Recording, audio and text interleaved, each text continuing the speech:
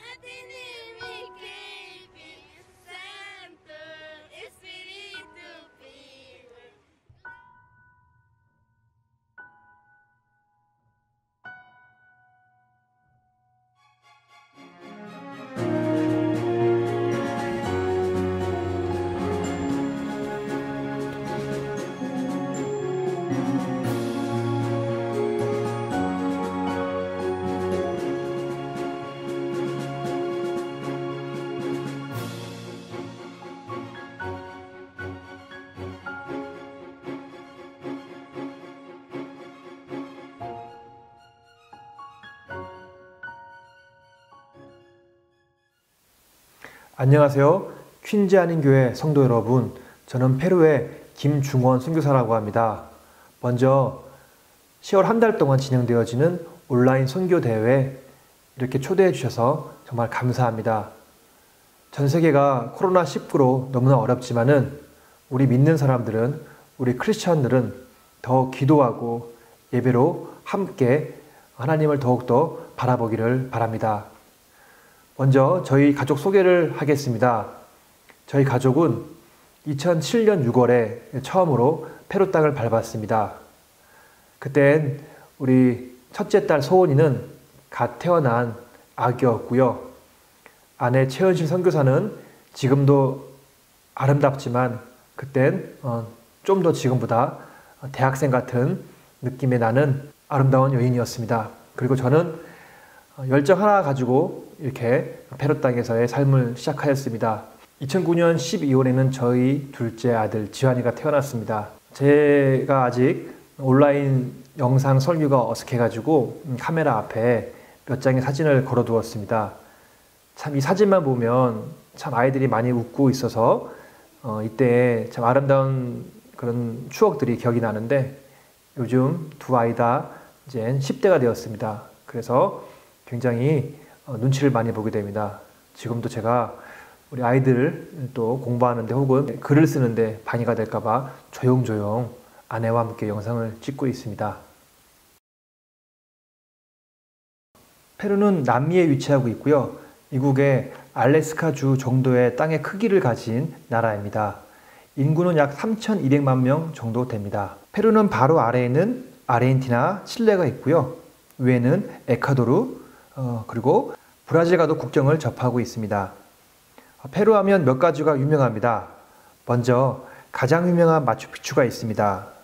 잉카인들은 문자가 없었기 때문에 정확한 기록이 없어서 언제, 누가 어떤 용도로 만들었는지 모르기 때문에 여러 전설의 배경이 되는 곳입니다.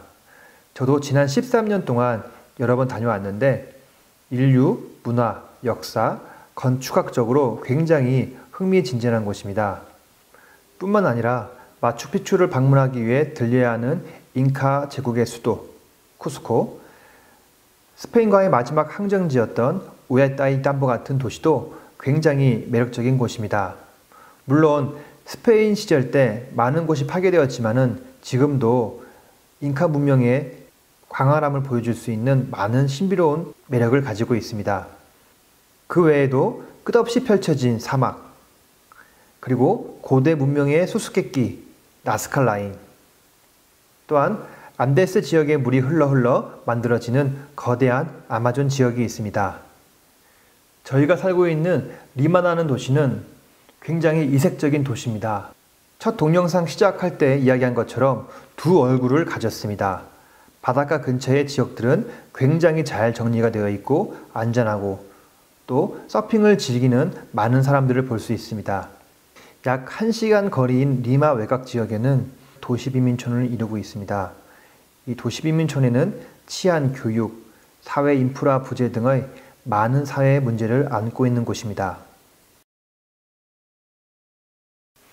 2020년은 아마 이 시대를 살아가고 있는 전 세계 사람들이 잊지 못할 한 해가 될 것입니다. 우리가 지금까지 살아왔던 평범한 일상이라는 것이 얼마나 소중하고 가치 있다는 것을 정말 뼈저리게 깨닫게 해주었습니다.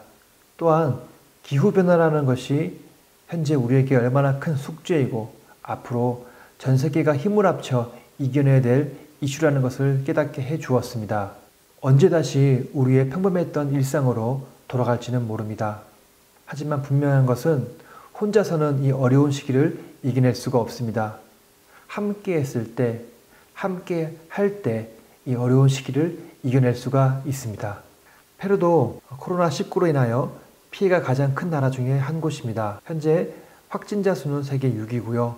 사망자 수는 세계 7위, 인구별 확진자 수는 세계 6위입니다. 페루의 약 40명 중에 1명은 확진자였거나 확진자라는 말입니다. 인구별 사망자 수는 세계 1위입니다. 저희 가정도 지난 5월부터 주위에 있는 페루 지인들이 한 분씩 돌아가시는 모습을 보면서 마음이 참 아프고 안타까웠던 적이 있습니다.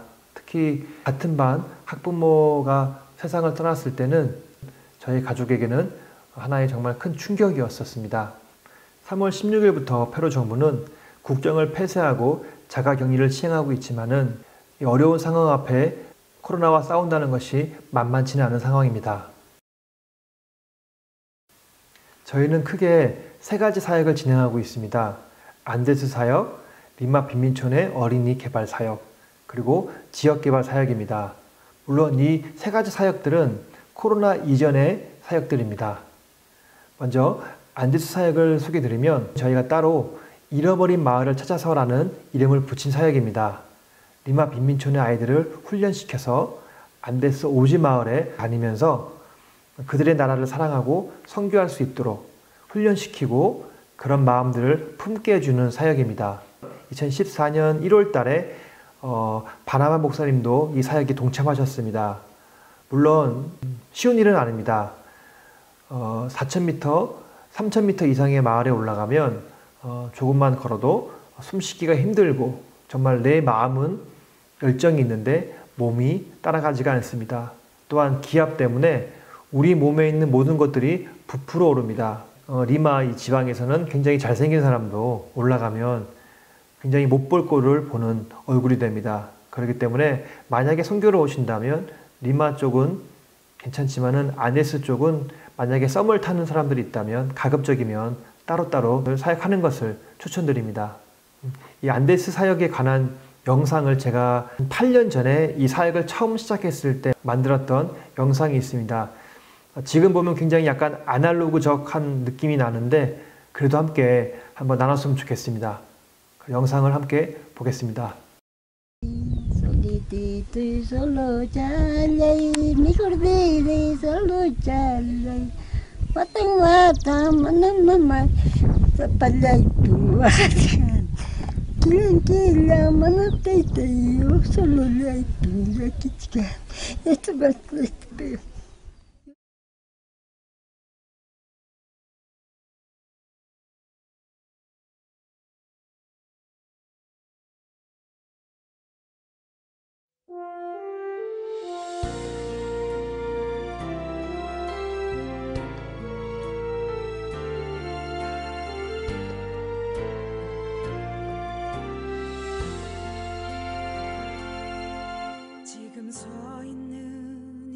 곳에서 높임을 받으소서.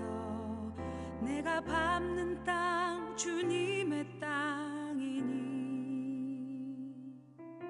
하늘이 주의 이름 높이 올리며 넓은 바다가 주를 노래해.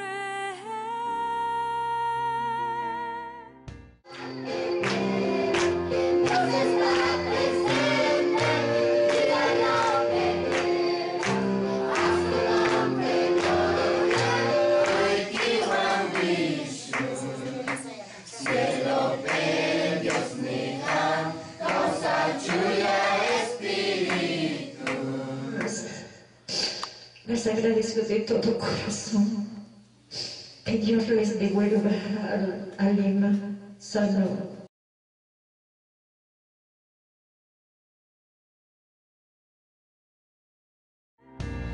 모든 만물 주를 경배해. 모든 입술 주를 찬양해.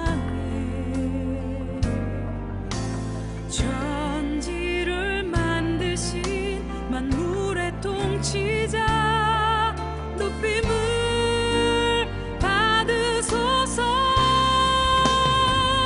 내 평생에 주의 이름 높이며 어느 곳에서든지 주님을 예배하리라.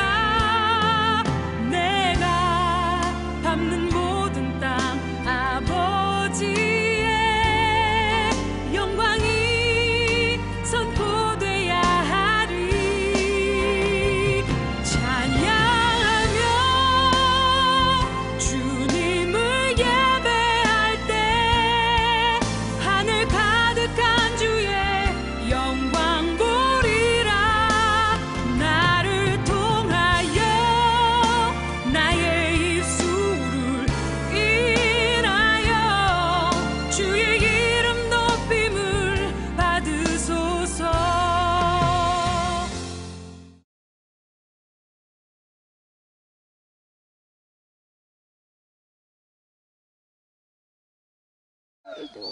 Yo tampoco ni siquiera salí bien, pero está bonita.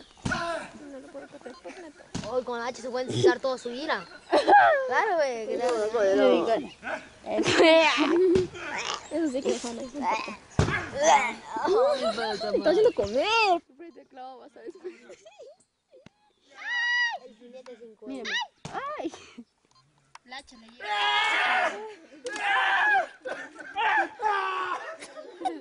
저도 이 영상을 준비하면서 오랜만에 영상을 다시 봤는데요. 여러 가지 생각이 듭니다. 그 마지막에 그 으아 하는 영상은 제가 좀 더 이렇게 등치도 있고 참 철없이 보이는 장면이었습니다. 두 번째로 저희는 리마 빈민촌 아동을 대상으로 어린이 개발 사역을 하고 있습니다. 이 사역은 4가지 영역에서 아이들을 개발시켜주는 사역인데요. 정서적인 부분, 그리고 교육적인 부분, 또한 육체적인 부분, 또 영적인 부분을 함께 케어합니다. 처음에 영상을 보면 이러한 사역의 내용들이 소개되었는데요. 이 사역의 목적은 누가복음 2장 52절을 보면 예수는 지혜와 키가 자라가며 하나님과 사람에게 더욱 사랑스러워 가시더라 라는 말씀처럼 빈민촌에 있는 아이들이 여러 가지 분야에서 잘 성장하여 하나님과 사람에게 사랑받고 또 하나님의 다음 세대 사역을 위해서 예수님의 제자로 키우는 사역을 진행하고 있습니다. 세 번째 사역은 지역개발 사역입니다.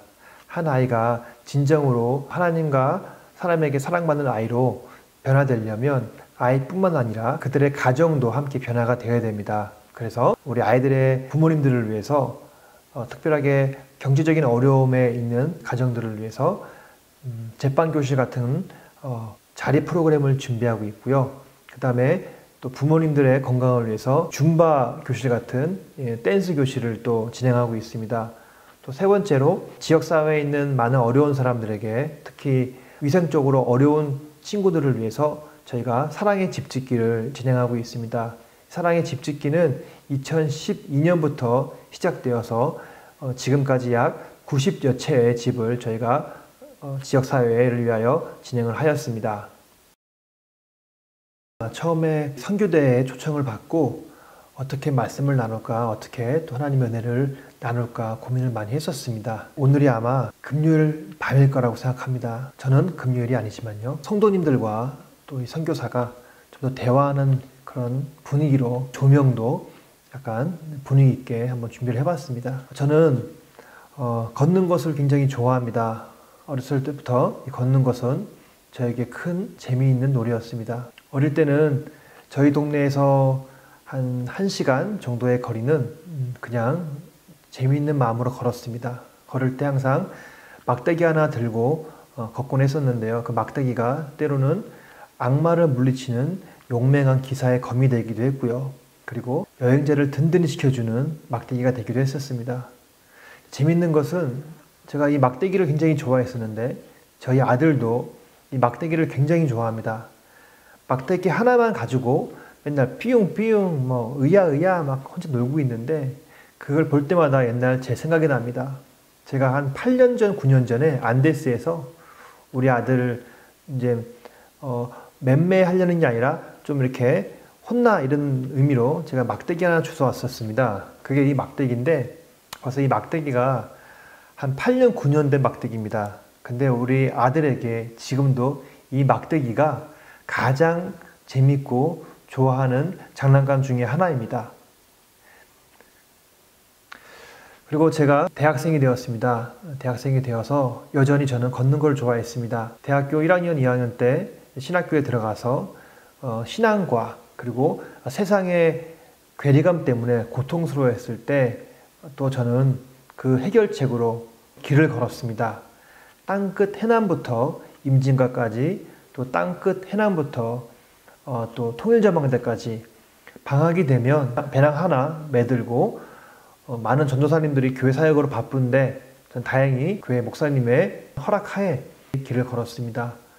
그래서 그 길 위에서 하나님을 만났고요. 그 길 위에서 많은 사람들을 만났고요. 다양한 사람들을 만나면서 하나님께서 제 마음에 많은 해결책을 제시해 주셨습니다. 그렇게 저는 또 시간이 지나서 선교사가 되었습니다. 자, 2005년도에 연금술사라는 책을 접하게 되었습니다.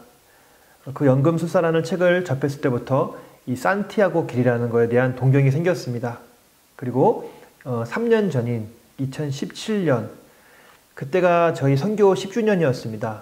그때 저희 이제 내무부 장관이시고 저희 집을 다 총괄하시는 저희 최은실 아름다우신 우리 최은실 선교사님께서 저에게 시간을 하사하셨습니다. 그래서 약 40일 동안 약 1000km의 길을 걸었습니다. 생장이라는 프랑스의 작은 시골 마을부터 야고보의 유해가 이제 모셔져 있는 산티아고 콤포스텔라 그리고 더 나아가서 땅의 끝 피스텔레까지 약 1000km의 길을 걸었는데 그 길을 걷고 나면 이러한 증명서를 줍니다. 이러한 증명서를 주는데 제게는 굉장히 큰 추억이 담긴 그런 하나의 상장 같은 겁니다. 그 길을 걸으면서 또한 많은 사람들을 만났습니다. 이 길에는 과거에는 종교적인 의식을 하나의 성직길로 왔는데 지금은 다양한 삶의 이야기를 가지신 전 세계에 있는 분들이 하나의 해답을 찾기 위해서 때로는 그 마음속에 있는 두려움을 잊기 위해서 사랑하는 사람을 잃어버렸다는 것에 대한 그러니까 상실감을 잊기 위해서 그 길을 찾고 있습니다. 35일, 40일간의 순례길에서 저는 많은 사람들을 만났습니다. 다양한 사람들을 만나고 다양한 이야기를 들었습니다. 그 중에서도 특별하게 기억이 남는 두 분의 이야기를 해드리고 싶습니다. 순례길은 매일매일 25km, 30km, 35km의 길을 걸어야 되기 때문에 굉장히 힘든 시간이 많습니다. 첫 일주일 혹은 10일은 매일매일 물집을 잡혀야 되고요. 무릎도 아프고 허리도 아프고 어깨도 아픕니다. 그렇기 때문에 대부분의 분들은 숙소에 도착하면 이제 빨래를 하고 씻고 바로 침대에 누워서 피곤을 푸는 것이 하루의 일과였습니다. 베로니카라는 아주머니가 있었습니다. 그 아주머니는 스페인 분이셨는데 항상 남들은 도착을 한 다음에 빨래를 하고 쉬고 계실 때 그분은 항상 자신의 음식을 준비해서 많은 순례자들을 섬겨주시고 많은 분들에게 위로를 주셨습니다.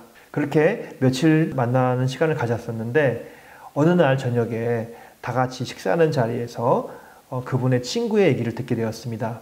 베로니카, 나는 이제 내일 집으로 돌아갈 거야. 나는 내가 이 길에 온 이유를 그리고 목적을 달성했어.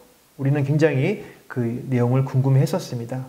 그리고 베로니카 아주머니의 허락을 구해서 말씀해 주셨는데 사실 베로니카 아주머니는 몇 년 전에 5살 난 아이를 사고로 먼저 세상을 떠나보낸 그런 아픔이 있었습니다. 그래서 그 이후로 굉장히 오랜 시간 동안 우울증 속에 힘들어 하셨는데 동행을 하면서 자신의 상처가 오히려 누군가에게 도움을 주고 누군가에게 깊은 위로를 줄 수 있다는 것을 깨닫고 그때부터 그분이 잃어버렸던 미소를 다시 찾게 되었고 친구의 미소를 보고 이제 내가 할 일은 다 끝났다. 이제부터 여정은 베로니카 네가 혼자 걸어가야 될 길이라 하는 마음으로 내일 돌아간다는 말이었습니다. 또 두 번째 만난 친구는 과테말라 출신의 미국인이었던 다니엘이라는 친구입니다. 저도 스페인어 이름이 다니엘입니다. 그렇기 때문에 저와 그 다니엘이라는 친구는 굉장히 빨리 친해졌습니다. 어느 날 이 친구와 새벽에 걷다가 이런 얘기를 했습니다. 사실 자기는 이 길을 온 이유가 아버지 때문에 이 길을 왔다는 것이었습니다. 저도 당시에 아버지와의 관계가 어려웠던 기억이 있기 때문에 좀 더 관심 있게 그 이야기를 들었습니다. 아버지와 함께 이 길을 걷기로 약속을 했었는데 어느 순간 두 분의 사이가 나빠졌고 결국 다니엘은 아버지와 화해하지 못한 채 아버지가 세상을 떠나게 됐습니다. 그래서 우리 다니엘은 아버지가 신었던 그 등산화를 신고 이 길을 걸었던 것이었습니다. 이 길을 하는데 다니엘이 참 많이 울었습니다. 지나가던 많은 순례자들이 이 길을 걷는 이유가 같은 마음이었기 때문에 다 다가와서 그 친구를 꾹 안아주었습니다. 다니엘도 사랑하는 사람과 화해하지 못했던 그 아픔과 또한 상처받기를 두려워하는 그러한 두려움이 있었습니다. 이렇게 40일을 걸은 후에 제가 일기장에 쓴 내용이 있습니다. 그 내용을 한번 읽어드리겠습니다. 결국 우리는 각자의 두려움을 이겨내기 위해 이 길을 걸었다. 그리고 그 두려움은 오직 사랑으로 이겨낼 수 있다.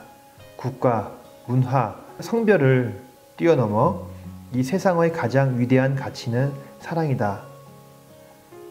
그분의 놀라운 위로는 단 한순간도 멈춘 적이 없으시다. 사람은 누구나 자기만의 두려움이 있습니다. 어릴 때는 부모님한테 혼나는 그런 두려움이 있었습니다. 학생 때는 시험 성적에 대한 두려움이 있었습니다. 또 성년이 되면 취업에 대한 두려움이 있습니다. 태어나서 죽을 때까지 항상 두려움이라는 감정을 가지고 살아가는 것 같습니다. 지금 전 세계에 있는 모든 사람들은 같은 두려움을 가지고 있습니다. 바로 코로나에 대한 두려움입니다. 페루도 매일매일 수천 명씩 확진자가 발생하고 또한 사랑하는 가족들을 떠나보내고 있습니다. 저도 솔직히 이런 두려움이 있습니다. 지난 7월부터 저희가 코로나 대응 사업을 하고 있습니다. 7월부터 올 11월까지 코이카와 함께 이 페루에 있는 빈민촌의 사람들을 위해서 우리 식량 키트를 또 지원하고 있고요.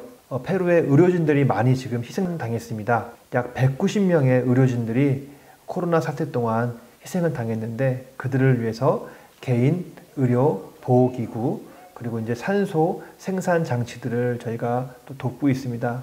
이러한 모든 사역 가운데 어쩔 수 없이 확진자나 아니면 의심자들을 만날 수밖에 없고 그 사역을 진행하면서 혹시 제가 코로나에 걸려서 우리 가족들이 힘들어지지는 않을까 혹은 저희 스태프들이 코로나에 감염이 되어서 저희 스태프나 혹은 그 가족이 또 어려워지지 않을까라는 두려움이 항상 사역 가운데 제 마음에 있습니다. 특별히 지난 5월에 딸아이의 같은 반 학생 또 친구 아버지가 세상을 떠나면서 저희 아내에 대한 걱정이 많게 되었습니다. 저희 아내가 대학생 때 결핵을 앓은 적이 있기 때문에 이 코로나가 또 폐가 안 좋은 사람들한테 굉장히 치명적이기 때문에 더욱더 제 마음에 두려움이 있는 것은 사실입니다.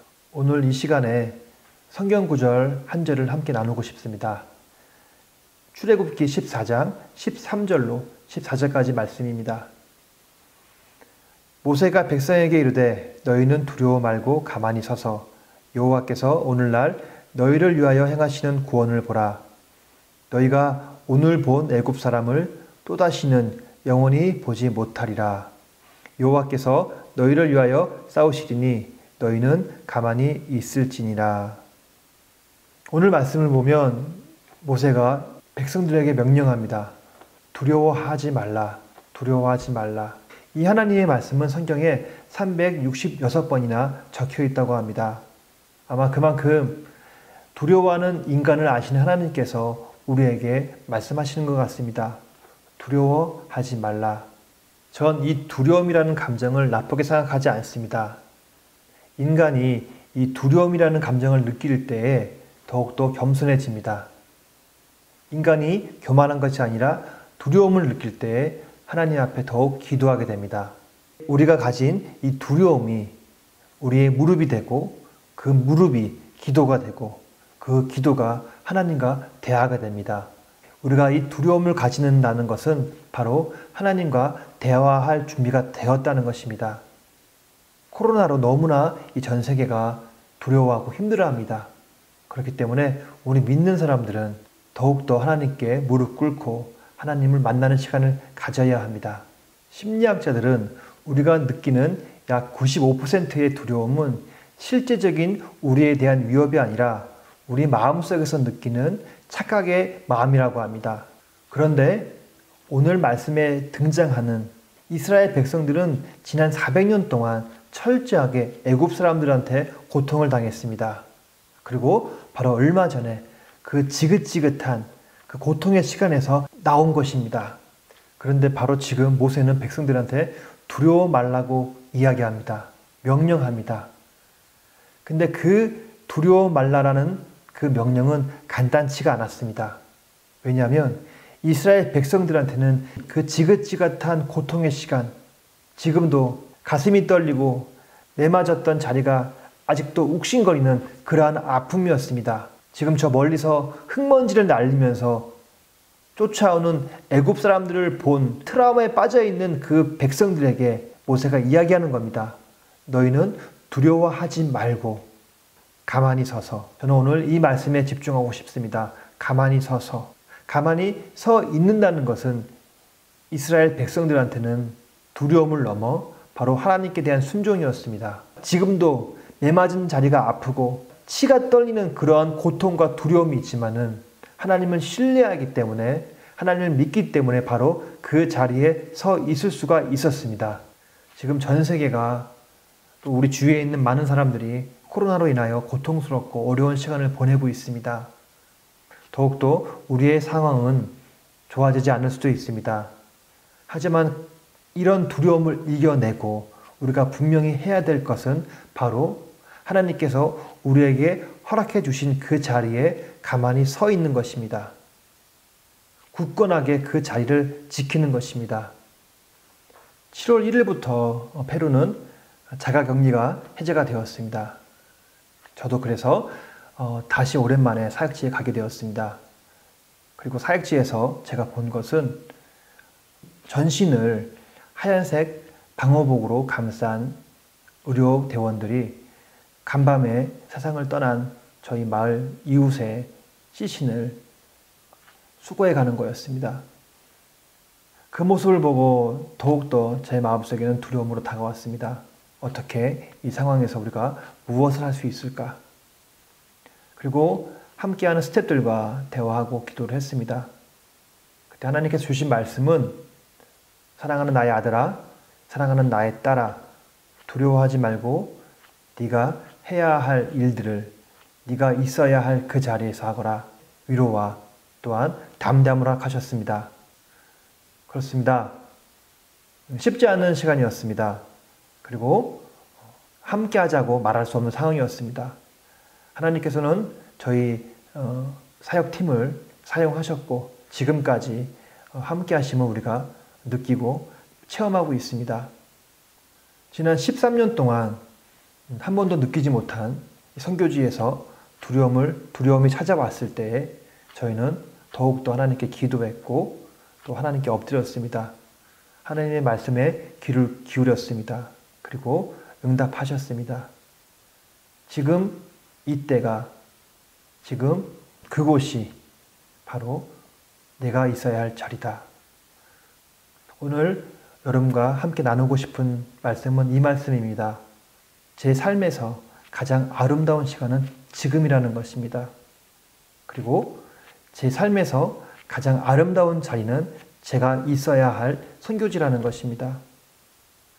매일매일 저희 스태프들과 함께 마을 사람들을 섬기고 또한 코로나를 위해 싸우고 있는 그들에게 다가가는 것이 바로 저희의 목적입니다. 사랑하는 우리 킨즈아닌 교회 성도 여러분, 미국도 제가 듣기로는 만만치 않은 상황입니다. 많은 어려움들이 있고 많은 우리 식구들이, 우리 이웃들이 어려움에 처해 있습니다. 분명히 두려운 마음이 있습니다.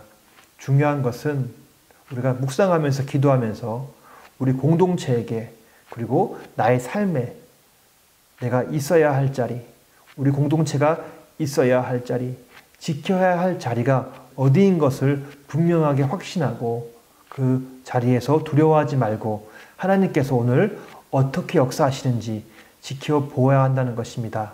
저희 팀이 마음을 담대히 했을 때 하나님께서 응답하셨습니다. 그때부터 우리가 감당하지 못할 많은 사역의 열매들이 있었고 또한 하나님께서 우리에게 우리 사역의 지평을 더욱더 넓혀주셨습니다. 물론 그 사역들을 진행한다는 것이 위험한 일입니다. 어려운 일입니다. 항상 감염의 위험이 있습니다. 하지만 마음속에 하나님께서 우리와 함께 하시고 우리가 해야 될 일, 우리가 있어야 될 자리에 확신한 목표가 있기 때문에 어떤 것도 사실은 두려움보다는 기대함이 큽니다. 저희도 함께 기도하겠습니다. 여러분들의 자리에서, 여러분들의 삶에서, 있어야 할 곳에서 승리하시기를 저희가 함께 기도하겠습니다. 우리 사랑하는 바나바 목사님, 그리고 퀸즈아닌 교회 성도 여러분, 너무나 귀한 이 자리에, 이 시간에 초청해 주셔서 감사합니다. 어떻게 보면 이 코로나라는 것 때문에 저희가 이렇게 온라인으로 만나게 된 것 같습니다. 너무나 많은 분들이 기도가 필요하고 많은 곳에 기도가 필요한데 오늘 특별하게 저희가 기도를 부탁드리고 싶은 것이 있습니다. 먼저 저희 스태프들과 저희 봉사자들을 위해 기도를 부탁드리겠습니다. 저희가 지난 7월부터 지금까지 거의 매주 사역에 임하고 있습니다. 빈민촌을 다니면서 사람들을 만나고 조사를 하고 데이터를 얻고 또 키트를 준비하고 키트를 분배하고 페루의 의사들을 위해서 방호복을 준비하고 또 지원하고 또 돕고 있습니다. 그리고 다음 주에는 페루에 있는 코로나 전문 병원에 산소 생산 장치를 기증하기 위해서 뛰어다니고 있습니다.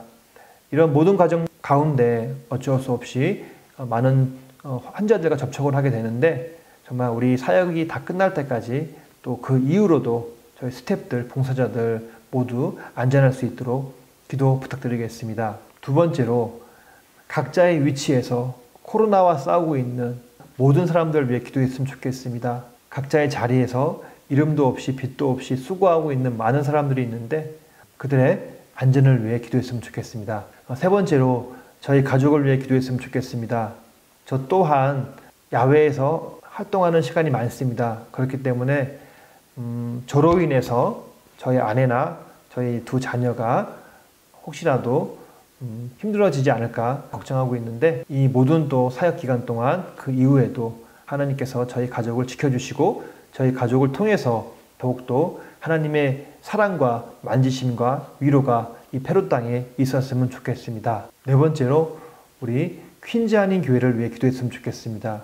하나님께서 분명히 어려울 때 특별하게 또 하나님의 사람들을 세우시고 분명히 사용하실 거라 믿습니다. 하나님께서 우리 세계 선교를 위하여 또 유혹의 어려운 사람들을 위하여 퀸즈아닌 교회를 통해서 하나님의 만지심과 위로하심이 널리 전파되기를 기도했으면 좋겠습니다. 사실은 제가 계속 8월, 9월까지 매주 아침, 밤 할 것 없이 매우 바쁘게 지내고 있었습니다. 그래서 제가 좀 더 여유가 있다면 잘 준비해서 여러분과 만날 수 있었을 텐데 하는 그런 아쉬움이 있습니다. 하나님께서 다시 기회를 허락해 주신다면 만나 뵈었으면 좋겠습니다. 사랑합니다. 감사합니다.